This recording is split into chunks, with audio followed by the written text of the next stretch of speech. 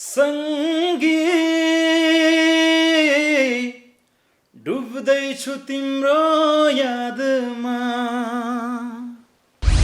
गाडी चढेर स्वाट्ट गोजीमा हात हालेर स्वाट्ट पैसा निकाल्दाखेरि 3 रुपियाँ मात्रै छ क्या गोजीमा। 1 दशक त रोइयो त हैन, दुःखले रोइयो, अभावले रोइयो, ऋणले रोइयो। त्यो चाहिँ क्या दामीले नै गराएको टर्निङ पोइन्ट नै क्या दामी। बेहोसी पछि त होसमा आउँदा क्या दामी भो। र मैले अघि एउटा कुरा भनेको थिएँ नि, यहाँ आफ्नो लागि आफूले गर्नुपर्छ क्या, अरू कसैले गरिँदैन। नाच्छु भने जान खोज्छु हिम्मत गरिन, एकै घुटकी पिएपछि लाजै मानिन, नाचे फिरेरी।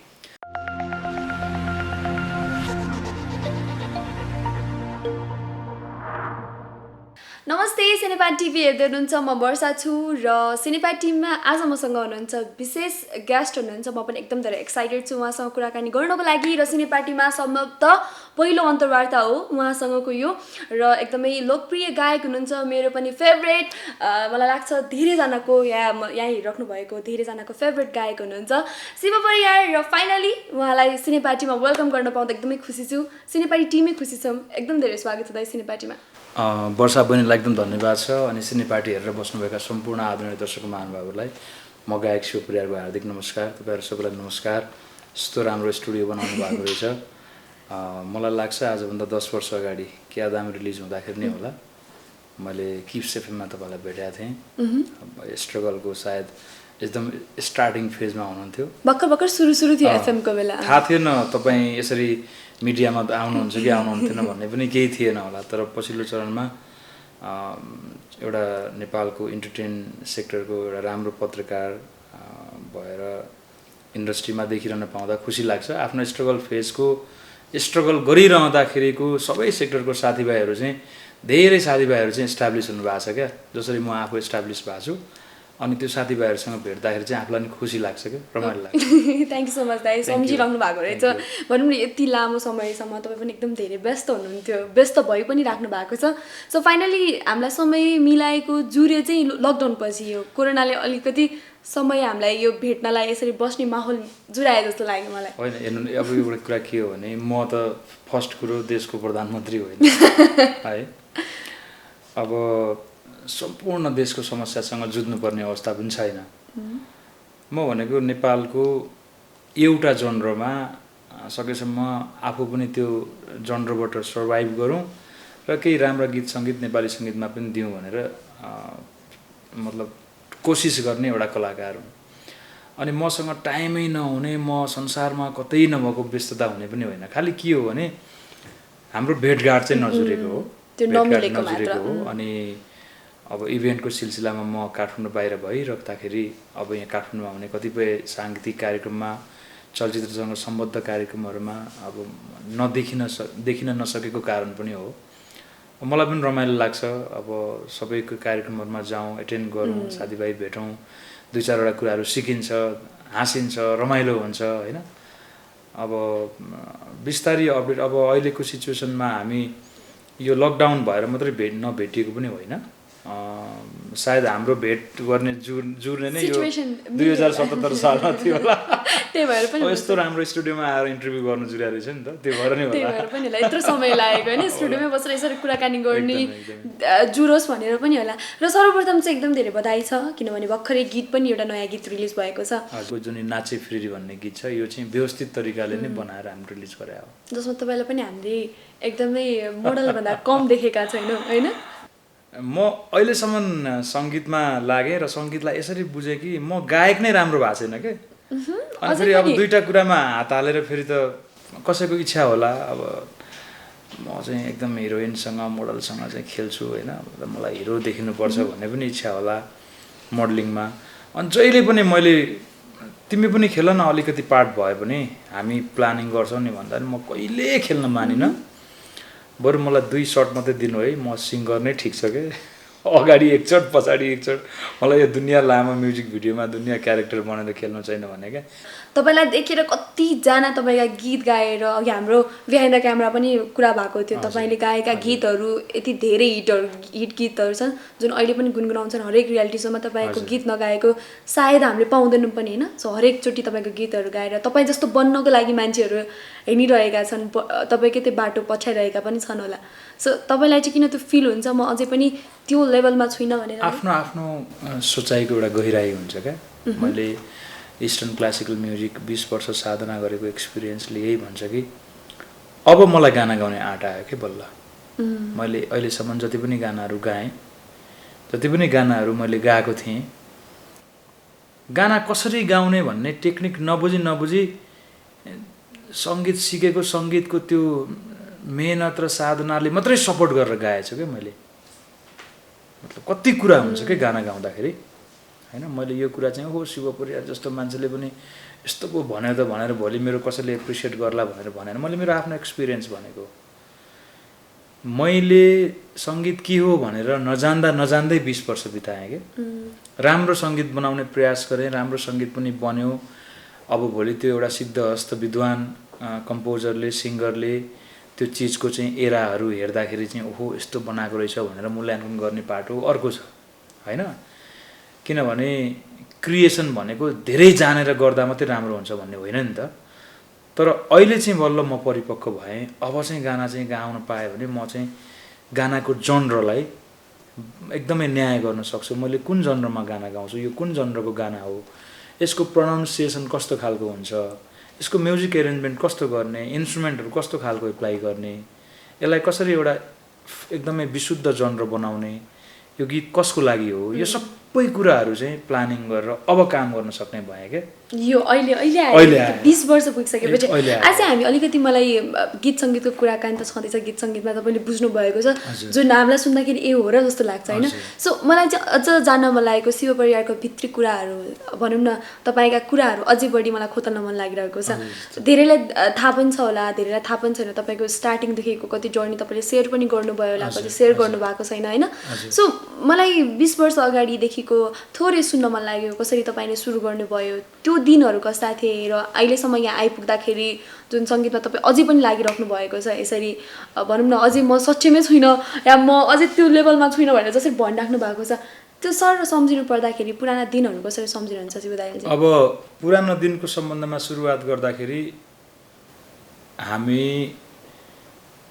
एकदमै मेरो पिता पुर्खामा कोही पनि मान्छे चाहिँ काठमाडौँ नदेखेको सम्भवतः धेरै नेपाली आदरणीय दर्शक महानुभावहरूको परिवारमा चाहिँ पुस्तौँले काठमाडौँ नदेखेको हुनसक्छ त्यस्तै मध्येको एउटा परिवारको सन्तान हो म अनि दुःखको कुरा गर्नु पर्दाखेरि कुनै समय यस्तो पनि थियो कि यो रिङ रोडमा बल्खुबाट बालकुमारी गएर स्कुल पढाउन जानुपर्ने गाडी चढेर स्वाट्ट गोजीमा हात हालेर स्वाट्ट पैसा निकाल्दाखेरि 3 रुपियाँ मात्रै छ क्या गोजीमा अब 2 रुपियाँ नपुगेर सम्भवतः स्टार्टिङ फेजकै कुरा हो लगभग 60 सालतिरको कुरा हो यो 60-61 को कुरा हो अनि त्यो बेलामा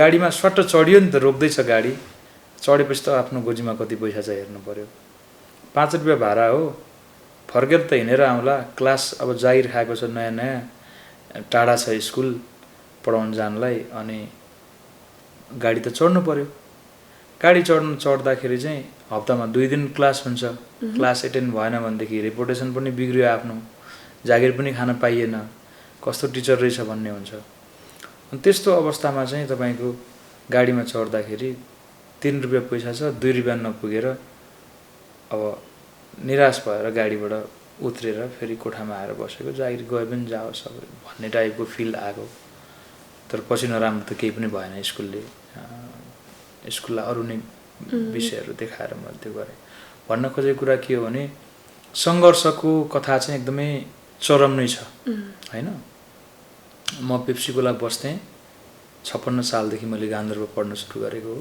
मेरो गुरु चाहिँ चन्दन कुमार श्रेष्ठ हुनुहुन्छ आदरणीय गुरु र अनि उहाँसँग सुरुमा पढ्न सुरु गरेको म पेप्सीकोलाबाट असनसम्म हिँडेर आउँथेँ बिहान 11 बजेबाट मेरो क्लास हुन्थ्यो, 11 देखि 12। त्यहाँबाट हिँडेर आएर 1 घन्टा क्लास गरेर म हिँडेरै पेप्सी खोला जान्थेँ होइन। लगभग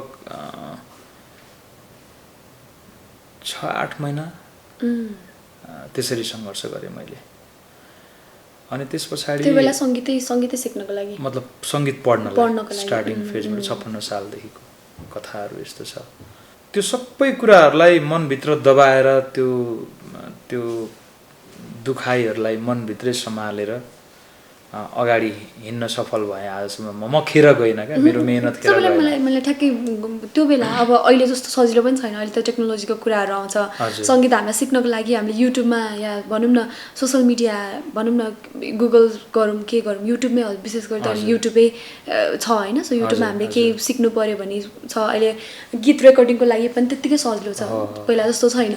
सो पहिला तपाईँले त्यो गीत रेकर्डिङको बेलाको सम्झिनु पर्दा कतिको चान्सको कुरा आउँछ? अब त्यो बेला चान्सको कुरा गर्नुपर्दा चाहिँ गीत रेकर्डिङमा चाहिँ कसरी इन्ट्री भयो भने अहिले पनि एकदमै लिजेन्ड नेपालको हामीले रेस्पेक्ट गर्ने रेस्पेक्टेड लिजेन्ड म्युजिसियनहरूसँग हामी बस्यौँ भने यो संसारमा आफ्नो लागि आफै गर्नुपर्छ क्या। तपाईँको लागि कहिले पनि अर्काले गरिदिँदैन। फर्स्ट कुरा यो कुरा नजानेरै मैले आफ्नो लागि गर्न सुरु गरेको रहेछु क्या। जस्तो रेडियो नेपालको आधुनिक गीत कम्पिटिसनमा 2059 सालमा म फर्स्ट भएँ र 2060 साल वैशाख 4 गते बिहिबार रेडियो नेपालको स्टुडियोमा मैले कम्पोज गरेको र मैले गाएको त्यो गाना चाहिँ रेकर्डिङ भयो। शब्द रचना हाम्रो सुरेश वाग्लेजीको थियो। जति बिर्स्यो तिम्रो याद आउन खोज्छ किन होला, मेरो दिलले तिम्रै गीत गाउन खोज्छ किन होला, गजल नेपाली गजल टाइपको होइन।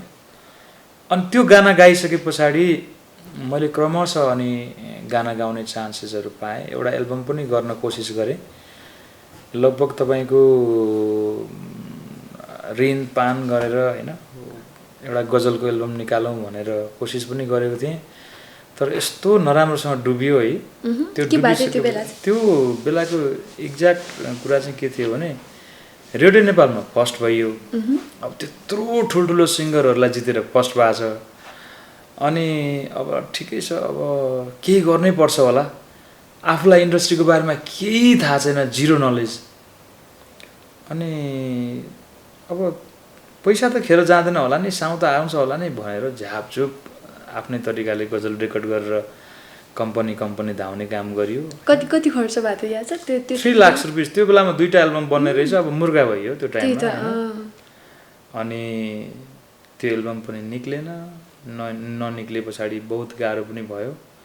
रेकर्डिङको सवालमा कस्तो आफ्नो स्वर रहेछ भन्ने त रेडियो नेपालमै रेकर्डिङ गरेर सुनियो होइन। तर कस्तो भने एउटा सहज निकास चाहिँ सुरुमै पाइएन।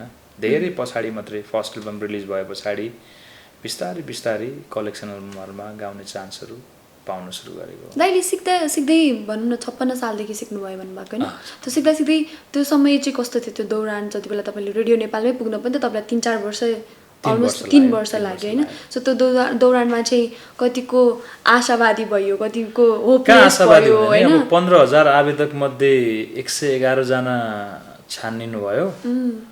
111 जनामा पनि सबै सिङ्गरहरू म भन्दा लिजेन्ड। अब त्यो जाउँ न त स्वर ट्रायल गरौँ हाम्रो पनि भन्ने टाइपले गाओ के। बिचमा कहिले होइन यो म भनौँ न अब तपाईँ त्यो बेला स्ट्रगलको बेला दिमागमा धेरै चिजहरू पनि आउँछ होइन म गलत क्षेत्रमै आएछु, म गलत क्षेत्रमै इन्भल्भ भएछु, बरु मैले अरू केही काम गर्नुहुन्थ्यो परिवारबाट पनि पक्कै पनि त्यो गलत क्षेत्र चाहिँ भन्ने मैले कहिले पनि सोचिनँ। तर फ्रस्ट्रेसन चाहिँ एक टाइम भयो। अब गाउँमा 100/5ले ऋण काटेर पैसा लिएर आइयो। अनि नानी अब पैसा अनि फर्किन्छ नि भन्दा रेडियोमा फर्स्ट भएको फर्किहाल्छ नि पैसा भन्ने सोझो सोचाइ भयो। मैले सोचेँ कि सोझो हिसाबले काम गरेर सोझो तरिकाले गीत गाउँदाखेरि सबैले मन पराइदिइहाल्छन्। म त रेडियोमा फर्स्ट भएको गायक, स्वर त मेरो राम्रै भएर न मलाई यस्तो गरे होला भन्ने मेरो सोझो सोचाइ भयो। त्यो सोचाइले मैले बहुत दुःख पाएँ क्या 5-7 वर्ष। अनि त्यो पैसा अब मैले सोचेँ कि म मोस्ट प्रोबाब्ली 2 to 3 मन्थमा यो सबै लफडा सकाएर एल्बम बेचेपछि पैसा आइहाल्छ नि भनेर सोझो सोचाइ भयो। तर त्यो अब एल्बम राम्रो भएन। त्यतिखेर मैले शब्द पनि राम्रो छान्न सकिनँ, सङ्गीत राम्रो छान्न सकिनँ, क्वालिटीको रेकर्डिङ स्टुडियो राम्रो छान्न सकिनँ, राम्रो रेकर्डिङ गर्न सकिनँ।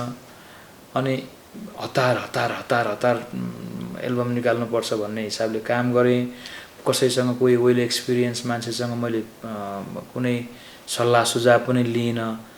अनि त्यो कस्तो भनेदेखि स्वर त राम्रो छ नि त, रेडियोमा फर्स्ट भएको हो नि त भन्ने एउटा यो बेलामा चाहिँ गर्नै पर्छ है भन्ने भयो क्या। यो बेलामा गऱ्यो भने चाहिँ हुन्छ, नभए चाहिँ गाह्रो हुन्छ है भन्ने सोचाइले ठुलो रिस्क लिन पनि सुरु गरियो। गाउँमा के हुन्छ, खेती किसानी सामान्य एउटा परिवार होइन, आफ्नो एउटा परिवार सर्भाइभ गर्ने मात्रै माध्यम हुन्छ। गाउँबाट गरेको सामान्य खेती किसानीले त महिनामा पैसा त हुँदैन। अनि बडो ऋणमा डुबियो क्या। लगभग 6-7 लाख रुपियाँ पैसा मैले 66-68 सालतिर तिरेँ है।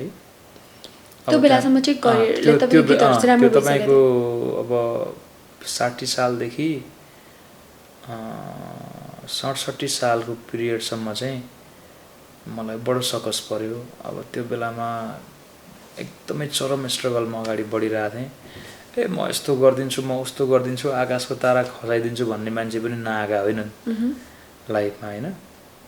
तर अब मुखले खसाउनु र व्यवहारले खसाउनु त इट्स अ डिफ्रेन्ट नि त होइन। मुखले सबैले खसाए, सबैले भन्दा पनि केही मान्छेहरूले मुखले धेरै कुरा खसाए, व्यवहारमा चाहिँ चुतियागिरी छ है भनेपछि म आफै टाढा भएँ। र मैले अघि एउटा कुरा भनेको थिएँ नि, यहाँ आफ्नो लागि आफैले गर्नुपर्छ क्या, अरू कसैले गरिँदैन। त्यही सोचेर अब कति रातहरू हुन्थ्यो क्या, म काम गरेर स्कुल पढाउँथेँ साँझसम्म, त्यहाँबाट राति रेस्टुरेन्टमा जब गर्थेँ। के पढाउनुहुन्थ्यो स्कुलमा? म चाहिँ म्युजिक नै पढाउँथेँ, आफूले पढेको म्युजिक नै थियो। अनि रेस्टुरेन्टमा राति जब गर्थेँ, फर्केर आउँदाखेरि तपाईँको त्यो बेला चाहिँ तपाईँले गीतहरू पनि गाइराख्नु भएको थियो जो रेस्टुरेन्टमा? मेरो यतातिरको लाइफ चाहिँ रेस्टुरेन्टमा प्राय धेरैलाई थाहा छैन क्या, म को भन्ने नै थाहा छैन क्या। दिउँसभरि मेरो लगभग 7-8 घन्टा म्युजिक प्र्याक्टिस हुन्थ्यो, अनि 1 घन्टा म स्कुल पढाउन जान्थेँ, अनि बेलुका जबमा जान्थेँ। मेरो दिउँसभरिको जुन गतिविधि वृत्तान्त कसैलाई पनि थाहा छैन क्या। एकदमै थोरै मान्छेलाई थाहा छ, जो चाहिँ जबरजस्ती म तेरो घर जान्छु नि भनेर जो आयो नि, त्यो मान्छेले मात्रै ओ यो मान्छे त यस्तो पो रहेछ भन्ने बुझ्नु भएको छ। केही सीमित व्यक्तिले अनि अब कुरा गरेर फलान ठाउँमा काम गर्थ्यो अरे नि त भनेर त्यो अर्काको कुरा सुनेर बुझ्नेहरू अहिले धेरै होलान् होइन। तर एउटा एकदमै पर्सनली जान्ने हुन्छ नि त, चासो राखेर जान्ने मान्छे चाहिँ केही मान्छेलाई थाहा छ। अब फर्केर आउँदाखेरि अब ऋण याद आउँथ्यो। अनि एकजना साथीले लेखेको माटो र आमा भन्ने शीर्षकको कविताको त्यो सुरुको के पेज हुन्छ नि, सुरुमा त्यो छाप्नुभन्दा अगाडिको पाण्डुलिपि पेज। अनि त्यो माटो र आमा भन्ने कविता पढेर साह्रो रुन्थेँ क्या म एकदम राति एक्लै क्या।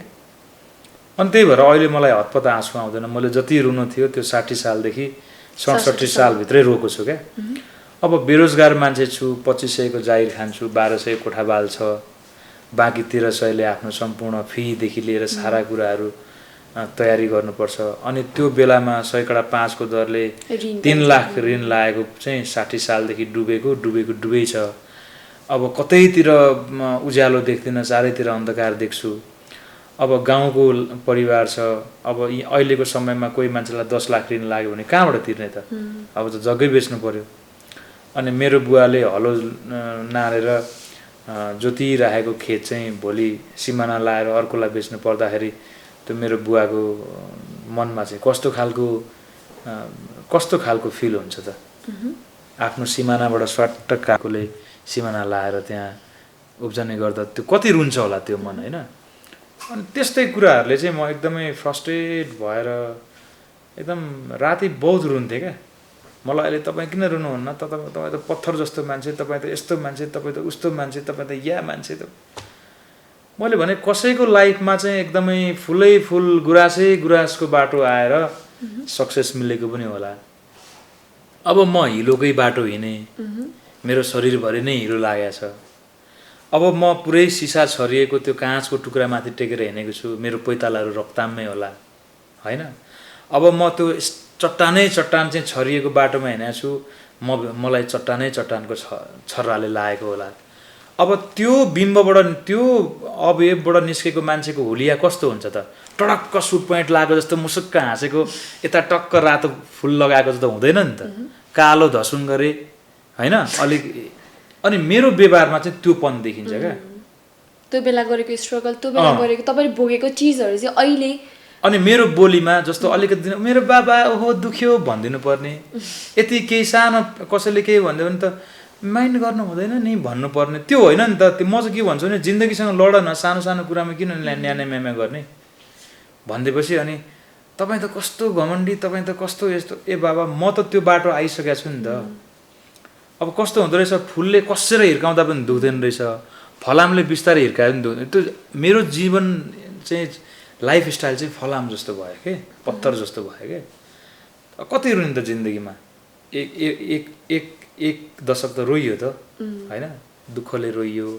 अभावले रोइयो ऋणले रोइयो होइन आफ्नो गल्तीले रोइयो गल्ती गरे हो नि त त्यो झापझुप सङ्गीतमा लागेर बाँच्न सकिँदैन भन्ने इन्टरभ्यू आफूभन्दा लिजेन्ड कलाकारहरूले पपुलर कलाकारहरूले दिइरहनु भएको छ झापझुप पैसा ल्याएर गीत रेकर्ड गरेर पुरा गायक बन्छु भनेर लागेको छ अनि सधियाहरूले चाहिँ अब कि जग्गा बेचेर दिनुहोस् कि चाहिँ के गर्नुहोस् के हो तपाईँको छोराको पारा ठिक छैन भनेर टर्चर हानिराख्दाखेरि हरेक हप्ता नानी केही उपाय भएन भनेर बुवाको फोन चाहिँ ल्यान्डलाइनबाट आउँदा त्यो मन अहिले जसले त्यो अहिले प्रेजेन्टमा जसले विदेशमा बसेर ऋणको जुन पिर हुन्छ नि आफ्नो केही कुरा जमानी धितो राखेर ऋण लिँदा ऋणको पिरले विदेशिने जति पनि नेपाली दाजुभाइहरू हुनुहुन्छ उहाँहरूलाई महिनाभरि कमाउँदा पनि वर्षौँ तिर्दा पनि ऋण नतिरिएको जुन पीडा छ त्यो मान्छेलाई मात्रै मेरो अहिलेको एक्ज्याक्ट पीडा थाहा त्यो बेलाको पीडा थाहा हुन्छ क्या अदरवाइज अरूलाई थाहा हुन्छ दाइले अनि त्यो बेला पनि कहिले पनि सङ्गीत चाहिँ छोड्छु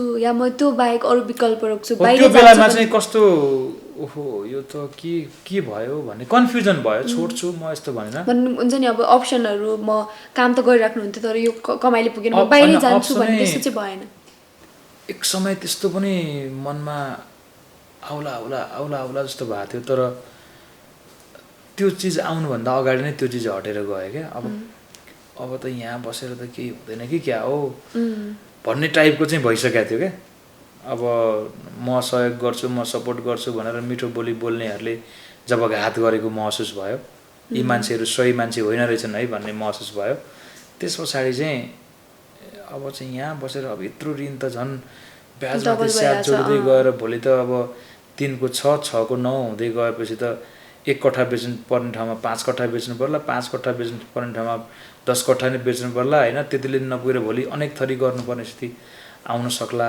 भनेर अनि म त्रसित चाहिँ थिएँ क्या तर मेरो जीवनमा यति उज्यालो आउँछ मेरो ट्यालेन्टलाई नेपाली श्रोताहरूले यसरी माया गरिदिनुहुन्छ म इभेन्टमा यति धेरै मतलब डिमान्डेड हुन्छु यति धेरै म पैसा कमाउँछु आफ्नो दुःखहरू सबै दुःखहरूलाई चाहिँ म त सुखमा बदल्छु मेरो हरेक घाउहरूमा चाहिँ मलम लगाउँछु मेरो हरेक पीडालाई चाहिँ म त छोप्न सफल हुन्छु र मेरो भित्र मनमा लागेको मेरो करियरमा स्ट्रगल गर्दा लागेको दुखाइहरूलाई चाहिँ सन्चो बनाउँछु भन्ने त मलाई 10 मनमा 1 मन पनि थिएन तर अन्तिममा त्यही याद गरेँ क्या मैले गीताको एउटा उक्ति श्रीकृष्णजीको कर्म गर फलको आशा नगर त्यो कुरामा म चाहिँ कन्भिन्स भएँ त्यो धेरैजनाको लागि आज यो शिवदाईको सायद पहिलो यसरी कुरा गरेको सायद पहिलो पनि होला यसरी होइन सन्दर्भ पनि हुन्छ क्या एउटा सन्दर्भ खुल्ने पनि सन्दर्भ हुन्छ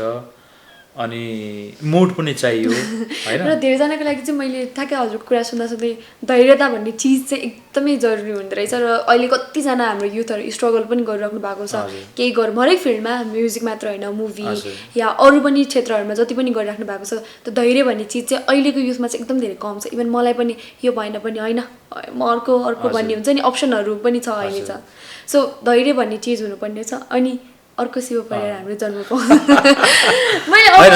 परियार भन्दा अब खत्रै मान्छे जन्मेला किनभने जमाना पनि एकदमै टेक्नोलोजीले पनि एकदमै धेरै ब्रान्ड हो नि त मैले भन्न खोजेको कुरा राम्रो कलाकार जन्मिनको लागि चाहिँ धैर्यता पनि एकदमै धेरै धैर्यता चाहिँ मोस्ट इम्पोर्टेन्ट चिज हो किनभने असफलता नै सफलताको सूचक हो भन्छौँ हामी तर कति सजिलो तरिकाले भन्छौँ क्या त्यो चिज भन्नमा त सजिलो छ जस्तो त्यसमा बहिनीले भने जस्तो धैर्यताको एकदमै ठुलो रोल हुन्छ त्यसमा चाहिँ र अब यो दुःखको कुरा त छँदैछ त्यसपछि तपाईँको बिस्तारै बिस्तारै गीतहरू पनि हिट भयो दाइलाई एकदमै क्लिक भएको दाइले चाहिँ भनौँ न त्यसभन्दा अगाडि पनि गीतहरू त तपाईँले रेकर्डिङ गर्दै हुनुहुन्थ्यो तर क्लिक भएर चाहिँ शिव परियार भनेर नाम भनौँ न मान्छेहरूले नोटिस गर्न थालेको चाहिँ कुन गीत हो ठ्याक्कै अब फेवातालमा साइली गाउँदा पनि पपुलारिटी नै पाएँ सम्भवतः म नै एउटा यस्तो गायक होला जसले रेकर्डिङको टाइमदेखि नै एल्बम रिलिजको टाइमदेखि नै पछाडि फर्केर हेर्नु परेको छैन क्या प्रत्येक एउटा नम्बर चाहिँ नेपाली श्रोताहरूले मन पराइदिनु भएको छ होइन त्यो पनि त एउटा भाग्य हो नि त पछाडि फर्केर हेर्नु नपर्ने भने अब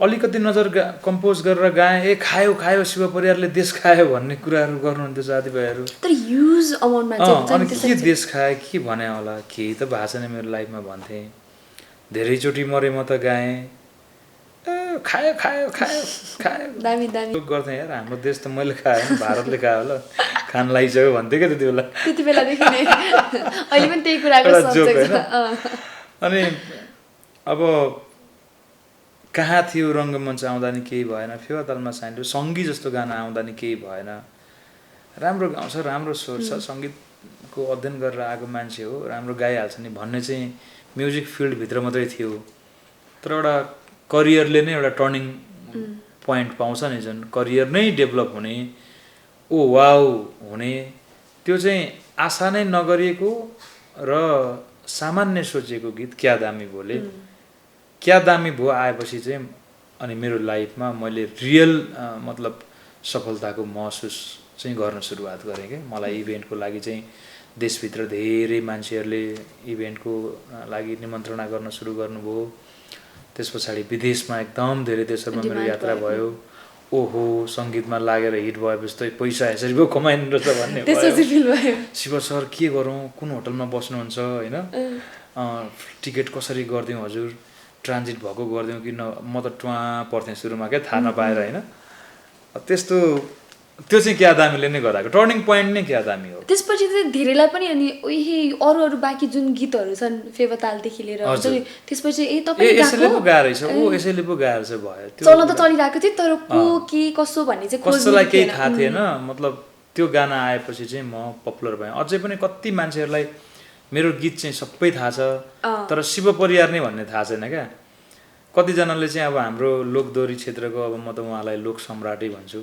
लोक गायक राजु परियारज्यू ओ राजुजी भने हुन्छ क्या हिजो अस्ति भर्खर मात्रै पनि त्यहाँ खाजा खाइयो अनि सर्लाहीकै एकजना हुनुहुँदो रहेछ क्या उहाँको चाहिँ घर लालबन्दी समथिङ कता भन्नुभयो अनि म सट्ट खाएर खाउन्जेल उहाँ चाहिँ बाहिर कुरेर बसिरहनु भएको रहेछ क्या रातिको समय थियो एउटा क्याफे खोलिरहेको थियो म अलिकति भोकाएको थिएँ मैले चाहिँ सुप र चिया मगाएको थिएँ चिया बनेन सुप मात्रै बन्यो अनि तातो तातो सुप हतार खाएर म सट्ट अगाडि बढ्न लागेको थिएँ ठ्याक्क त्यो दाइ आउनुभयो कि आएर ओ राजुजी भन्नुभयो क्या अनि म त अरू कसैलाई बोलाएर भनेको भरे उहाँले मलाई नै बनाउनु भएको छ म त राजु होइन नि दाइ राजु त हामीभन्दा नि दाइ हो उहाँ त लोक सम्राट हो उहाँ चाहिँ शिव भाइ हो शिव परियार हो भन्छ ए सरी भाइ भन्नुभयो कुरासुरा गऱ्यो म तपाईँकै सर्लाही जिल्लाको हो भनौँ मेरो अब मेन बर्थ प्लेस भएको जिल्ला होइन अनि त्यस्तो चाहिँ प्रायः भइरहेको हुन्छ अदरवाइज त्यस्तो खास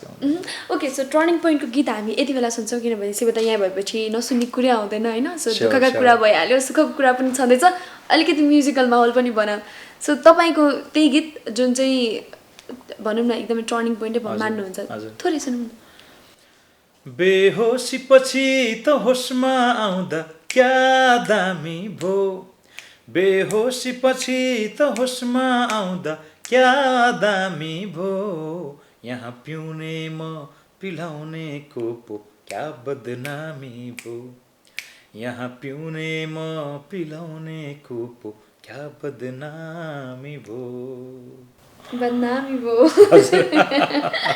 त्यो बेलाको एकदमै त्यसपछि अहिले पनि नसुनिँदा सायद एकदमै कमै हुनुहुन्छ होला यो गीत नसुन्ने यो गीत नगुनगुनाउने को शिव परियार भन्दा त्यो क्या दामी गाउने कलाकार छ नि भन्ने टाइपको हुन्छ क्या अडियन्सलाई चाहिँ प्रायः धेरैलाई थाहा छ त्यो गीतहरू। त्यसपछि एकदमै अनि डिमान्डहरू गीतहरू ब्याक टु ब्याक गीतहरू दाइले एकदमै धेरै भनौँ न पैसामा चाहिँ अब एकदम धेरै रकम एकैचोटि गीत सङ्गीतबाट लिनुभएको कति छ भन्न मिल्छ? त्यस्तो ठ्याक्कै एकैचोटि कलेक्ट गरेर तपाईँलाई ठ्याक्क यो एल्बमको या यो गीतको यति भनेर चाहिँ? होइन त्यस्तो छैन, एल्बमको त पाइएन, सुन्न नि पाइएन। एल्बमको रोयल्टीको कुरा गरे होला मैले, त्यो त सुन्न नै पाइएन होइन, त्यहाँतिर जाँदै नजाउँ। अब इभेन्ट गरेर तपाईँको इभेन्ट गरेर कमाएको पैसामा चाहिँ अब म मेहनत पनि गर्छु, एउटा स्टेजमा लगभग 18-20वटा गानाहरू नन स्टप पर्फर्म गर्छु, अनि अर्गनाइजरलाई राम्रो बिजनेस पनि दिन्छु, अनि राम्रो पैसा पनि लिन्छु। तर ठ्याक्कै यति आँकडा गरेर म यति पैसा लिन्छु मेरो यति हो। अहिलेसम्म चाहिँ तपाईँले यतिसम्म चाहिँ कुनै सोमा जसमा चाहिँ तपाईँ बाहिर इन्टरनेसनल तपाईँलाई तपाईँको क्वेसनलाई कसरी एन्सर दिन्छु भने फ्याक्ट आँकडामा दिन्न, तर तपाईँले के बुझ्नुहोस् भने नेपालको अब अहिलेसम्मको एक्सपिरियन्स, भोलि के हुन्छ मलाई थाहा छैन, भोलिबाटै मेरो त्यो खराब पनि हुनसक्छ, त्यस्तो नसोच्नु। तर अहिलेसम्मको अवस्थामा चाहिँ म जस्तो काम गर्छु त्यस्तै पैसा लिनुपर्छ भन्ने हिसाबले काम गर्छु। अब राम्रै पैसा लिने मान्छेमा पर्छु म। राम्रै पैसा लिने मान्छेमा पर्नुहुन्छ, जति दुःखको कुरा सो यो दौरानमा चाहिँ अब यो यतातिरको चाहिँ अलिकति म्युजिकतिर जाऊँ। यो दौरानमा चाहिँ तपाईँले धेरै गायकहरूसँग पनि काम गरिसक्नु भएको छ, आफैले पनि गाइराख्नु भएको छ, कहिले कति गीतहरू चाहेको कति भनौँ न तपाईँले यही क्या दामी भयो जस्तै एकदमै ठिकै छ होला भन्ने गीतहरू पनि एकदम धेरै चर्चा भएर एकदम एक्सपेक्ट गरेको गीतहरू पनि नचलेको पनि त्यस्तो पनि छ होला एक्सपिरियन्सहरू पनि होइन। सो यो धेरै छ त्यो। अब यात्रा गर्दाखेरि कुनै चिज चाहिँ एकदमै राम्रो हुने, कहिले लड्ने, कहिले खाल्टोमा पर्ने, फेरि उठेर अब फेरि यात्रा अगाडि बढ्ने, यो त लाइफ हो। जर्नीमा त अप्स एन्ड डाउन त भइहाल्छ नि। यो होइन कि म चाहिँ अब कतै नभएको म भगवान् हो, मैले स्वर दिने बित्तिकै गाना खतरा चल्छ त्यो भन्ने होइन, प्रयास गर्ने हो क्या हामीले। क्वालिटीको हिसाबले पनि एकदमै राम्रो। मतलब तपाईँलाई के लाग्छ शिवजी, तपाईँले गाएको कुन कुन गीतहरू चाहिँ नेपाली सङ्गीतको लागि चाहिँ राम्रो हुनसक्छ त? अथवा भोलि तपाईँ मरेर गएपछि पनि यो गीत चाहिँ अडियन्सले सम्झिन योग्य लाग्छ भनेर मलाई कसैले सोध्यो भने मैले 300 गीतमा 3 दर्जन गीत देखाइदिन सक्छु, त्यति गीत चाहिँ छ। रिसेन्टली गीत सङ्गीतको पनि विवाद आइरहेको छ। अझ तपाईँको अझ भनौँ भने अहिले रिसेन्टली एकदमै धेरै गीत सङ्गीतमा चाहिँ मुभी इन्डस्ट्रीमा पनि एकदमै धेरै कन्ट्रोभर्सी आइरहेको थियो। गीत सङ्गीतमा चाहिँ तपाईँकै गीतको पनि दिपा दिदीको केसमा त मुभी भन्नुभयो होइन, मैले किन त्यो विषय राखेँ, स्ट्याटस लेखेँ भने लामै लेख्नु भएको थियो तपाईँ? लामै लेखेको थिएँ। हाम्रो आदरणीय महानायक राजेश समाल दाई, उहाँसँग मैले धेरै स्टेजहरू सेयर गर्ने मौका पाएको छु। मेरो गीतमा पनि डान्स गर्नुभएको छ। मलाई पर्सनली एउटा राम्रो कलाकारको रूपमा मन पनि पराउनुहुन्छ, राम्रो मान्नुहुन्छ। म उहाँलाई असाध्यै आदर गर्छु, सम्मान गर्छु। एउटा कुरा सत्य कुरा के हो भने मान्छेले जीवनको एउटा समयसम्म मात्रै कन्ट्रिब्युसन गर्न सक्छ क्या, सधैँभरि कन्ट्रिब्युसन गर्न सक्दैन। मान्छेलाई हामी ऊ मरेपछि पनि सम्झिने भनेको उसले आफ्नो जीवनको एउटा एकदमै गोल्डन टाइममा गरेको राम्रो कामको आधारमा सम्झिन्छौँ होइन। अब दिपा दिदी पनि आफैमा एउटा राम्रो डिरेक्टर, कलाकार, अब हास्य व्यङ्ग्य क्षेत्रको कलाकारहरू पनि हुनुहुन्छ। अनि अब व्यक्तिगत रूपमा उहाँहरूले राजेश दाईको विषयमा के कुरा गर्नुहुन्थ्यो, कसरी कुरा गर्नुहुन्थ्यो, त्यो उहाँहरूको विषय भयो। इस्यु आयो, दिपा दिदीले भन्नुभयो कि उहाँ महानायक हो र महानायक पनि छ र भन्ने टाइपको कुरा उहाँले चाहिँ सुरुवात गर्नुभयो। मलाई के लाग्छ भने त्यो व्यक्तिगत रूपमा दिपा दिदीको मात्रै व्यक्तिगत कुराहरू थिएन कि उहाँ यो फिल्मी नगरीमा छिरेदेखिको जति पनि उहाँका उठबस र उहाँका साथीभाइसँगको उठबस यताउतिसँगको त्यो सबैसँगको त्यो एउटा के भन्छ न त्यसलाई, एउटा धारणा थियो क्या। त्यो मलाई लाग्दैन कि आदरणीय दिपाश्री निरोला दिदीको मात्रै त्यो व्यक्तिगत धारणा हो। सायद विचार विमर्शहरू हुन्थ्यो होला, उहाँले सुन्नुभयो होला, अरूको कुराहरू पनि उहाँ डिबेट गर्ने मान्छेहरू पनि थियो होला, र साझा धारणा चाहिँ बन्न हुन्छ त महानायक भन्ने सायद थियो होला मनमा। अब त्यो कुरा मनमै राखेको भए, राजेश दाईका प्रति चाहिँ 2 शब्द असाध्यै मिठो बोलिदिएको भए, सम्मान गरेर बोलिदिएको भए, हाम्रो पनि त एउटा काँधमा राक्षस छ, एउटा काँधमा भगवान् छ होइन। एउटा मनले जा भन्छ, एउटा मनले नजा भन्छ, एउटा मनले खा भन्छ, एउटा मनले नखा भन्छ। अनि यो अवस्थामा चाहिँ मान्छेले आफूले टेकेको जमिन, आफूले टेकेको आफूले आफू स्थापित भएको भूमिको बेसबाट आएको मान्छे आफूभन्दा अगाडिबाट आएको जुन कलाकारहरू हुनुहुन्छ उहाँहरूलाई सम्मान नगर्ने संस्कृतिले चाहिँ त्यो एउटा संस्करण र पृष्ठभूमि भत्किने डर पनि हुन्छ। मैले भन्न खोजेको कुरा के हो भनेदेखि बेसबाट आउनुभएको जति पनि व्यक्तित्वहरू हुनुहुन्छ नि, चाहे उहाँहरू सुखले आउनुभयो, चाहे दुःखले आउनुभयो, चाहे जति उहाँहरूले योगदान दिनुभयो, त्यो योगदानको चाहिँ हामीले एकदमै खुलेर प्रशंसा गर्नुपर्छ कि यो होइन कि हामीभन्दा अगाडिको लिजेन्ड आर्टिस्टहरूलाई चाहिँ हामीले त्यसले यस्तो गर्यो, यो हाम्रो हैसियत नै पुग्दैन। सो मैले अर्को कुरा चाहिँ जोड्न चाहेँ, अब रिसेन्टली चाहिँ एकदमै गायक दुर्गेश थापाको एकदम चर्चा छ होइन। सो तपाईँको गीत पनि गाउनु भएको थियो, हेर्नु भएको थियो? हजुर, हेरेको थिएँ। हेर्नुभयो? के तपाईँलाई मेसेजहरू त्यस्तो त आएन नि? किनभने उहाँले अब गाउनुभएको गीतहरू अनि जुन गायकको नाम दिनुभएको थियो, सो तपाईँको गीत पनि मैले भन्न खोजेको तपाईँको गीत पनि गाउनुभएको थियो, म पनि सम्बद्ध भएँ।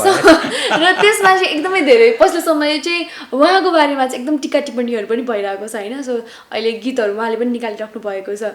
सो तपाईँले चाहिँ तपाईँसँग कस्तो खालको रिलेसन छ उहाँको, भनौँ न यो अब कहिले भेट हुँदैन होइन, अब चिया खाउँ न दाई भन्ने सम्बन्ध पनि होइन, तर भेट्दाखेरि असाध्यै सम्मान गरेर बोल्ने भाइ हो।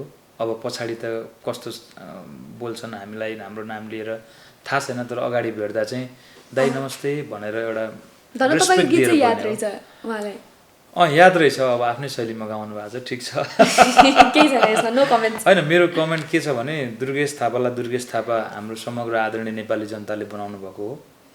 विरासत दिनुभयो भने पनि खाँदा र फुलमाला लिएर भोलि जनता नै जानु होला, र उहाँबाट केही खोज्नु भयो भने पनि जनताले नै खोज्नुहुन्छ। हामी फरक फरक धारबाट काम गर्ने कलाकार हौँ, हामी नीति निर्माता पनि होइन। त्यो भएर हामीले कोही कलाकारको विषयमा यो यस्तो ऊ यस्तो भनेर बोल्ने अधिकार पनि छैन कि हामी त्यो बनाउने चिज होइन, हामीले बनाएको होइन कि उहाँलाई। ओके, सो अलिकति अब हामी लास्टतिर छौँ, अन्त्यतिर छौँ होइन। सो गीतै सुन्नेछौँ। अब हामीले आज यो जुन भेटघाट गीतको कारणले भएको थियो त्यो गीत पनि सुनौँ होइन। फर्स्टमा चाहिँ कुनामा बसी हेरिरहे नाच्न जानिन, साथीहरूले हात ताने मैले मानिन। कुनामा बसी हेरिरहे नाच्न जानिन, साथीहरूले हात ताने मैले मानिन। नाच्छु भने जान खोज्छु हिम्मत गरिन, एकै घुटकी पिएपछि लाजै मानिन। नाचे फिरिरी नाचे फिरिरी नाचे फिरिरी, एकै घुटको पिएपछि नाचे फिरिरी। यो गाना है। वाउ। सो रक्सीको एकदमै धेरै छ, पिउँदिनँ भन्दा एकदमै हिट हो। यो के छ भने अब कसैको खेतमा मामफली फल्ने रहेछ, कसैको खेतमा अब कसैको अलिक पानी जम्ने खेत हुँदो रहेछ, धानै धान फल्ने रहेछ, कसैकोमा कोदो अब पानी बग्ने अब बारीमा कोदो मर्वा, कसैकोमा उखु मात्रै लाग्ने होइन। मेरो खेतमा चाहिँ अब जोसँग जस्तो खालको चिजलाई जनताले एप्रिसिएट गरिदिनु भएको छ त्यो चिजलाई पक्रिनु पनि पर्छ, त्यो जिन पनि हो। अब सँगसँगै तपाईँको अब आँसुको अर्थ, सङ्गी, अघि उद्धरण गरिएको गीतहरू लगायतको गीतहरू, सिग्नेचर एउटा शिव परियार भनेर नेपाली सङ्गीतमा चिनाउने गीतहरू पनि गरिरहेको छु, र सँगसँगै व्यावसायिक धारको गीतहरूलाई पनि अगाडि बढाउने कोसिस। ओके, मेरो रिक्वेस्टमा मलाई लाग्छ हाम्रो क्यामेरा भाइको रिक्वेस्टमा पनि एउटा सङ्गी चाहिँ दाइले रिक्वेस्ट गर्न चाहे। सङ्गी डुब्दैछु तिम्रो यादमा, रित्तो रित्तो छु म, छैनन् बाँकी कुनै अरू चाहना।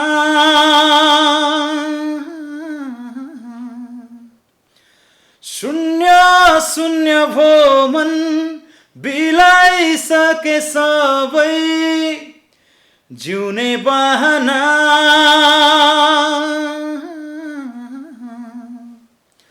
घर जलेर आज खरानी भो सबै, मन डढेर आज बिरानी भो कठै।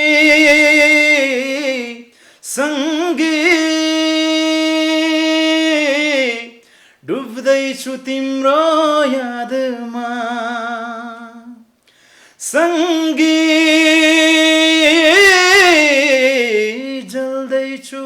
तिम्रो यादमा सँगै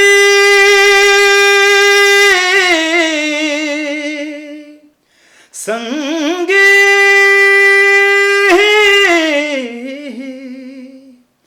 मेट्दैछु भाग्य हातमा रित्तो रित्तो छु म छैनन् बाँकी कुनै अरू चाहना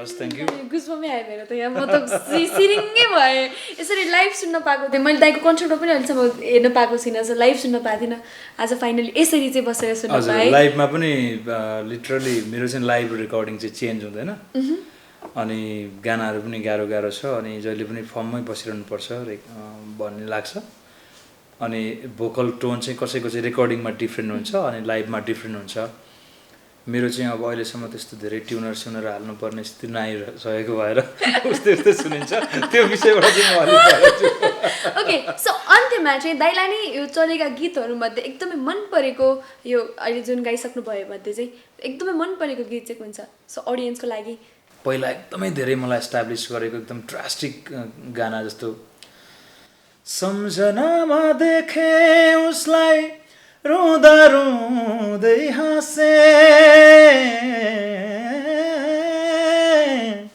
अब यस्तो सिङ्गिङहरू भएको अलिकति नजर तिम्रो झुकाएर आऊ बादल जस्तो कालो केश फुकाएर